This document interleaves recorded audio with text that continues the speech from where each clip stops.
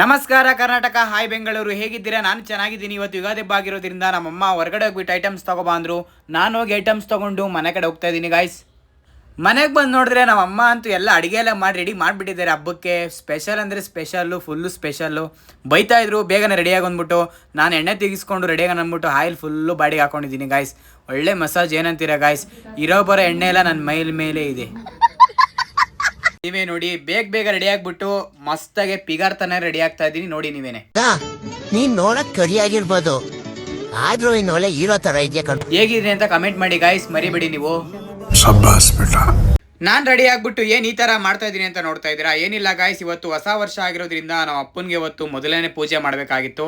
ಅದಕ್ಕೇನೆ ಇವತ್ತು ನಮ್ಮ ಅಪ್ಪನ್ಗೆ ಪೂಜೆ ಮಾಡ್ತಾ ಇದ್ದೀನಿ ಗಾಯ್ಸ್.